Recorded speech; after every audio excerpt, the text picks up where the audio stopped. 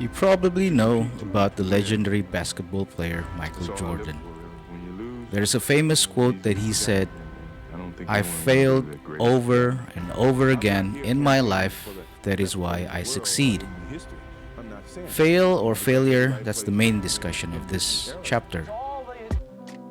As a human being, it is our natural instinct that we frequently force to avoid failure in every possible way.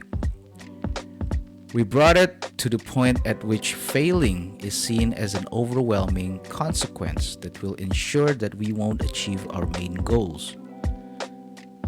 In Mark Manson's opinion, failure is a crucial element when we refer to our lives, and we need to learn to embrace it. We eventually get polished enough to succeed by failing multiple times. Just like what Michael Jordan said in his famous quote. There is another frustrating loop in these terms because when we have a big desire and fail, we tend to stop doing anything to avoid that feeling. Another wrong conception is that in order to get involved in something, we first need to get motivated. However, Mark Manson believes that this is more of a myth rather than a reality.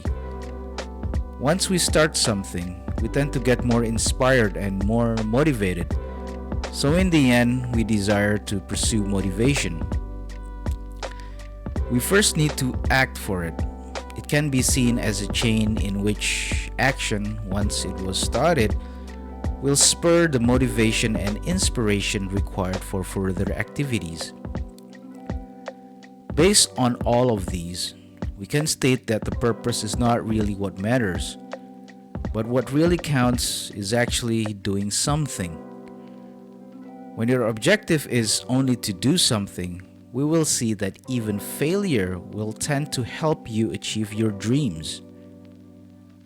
Now, the whole chapter revolves around the idea that failure is not a negative consequence, and that pain can bring you more advantages than happiness in some circumstances.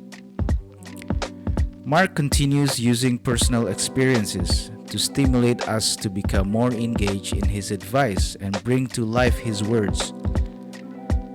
He describes himself as being a lout and a cheapskate because in the beginning he was afraid of failing and getting hurt. When he eventually managed to overcome these anxiety problems, new opportunities appeared. Now he is more successful than he was before. But he still states that it requires a lot of time and desire in order to polish this skill. What? A skill? Yes, it turns out that failing or falling is a skill. We always miss when we get a goal or a set a goal because many random achievements won't be the ones that will eventually generate happiness. Happiness is generated when we have the possibility to grow. And there is no way to reach that state without first failing. In the end, we can conclude by stating that the amount of our success is entirely dependent on the number of failures we had in life. So remember, failure pushes you forward.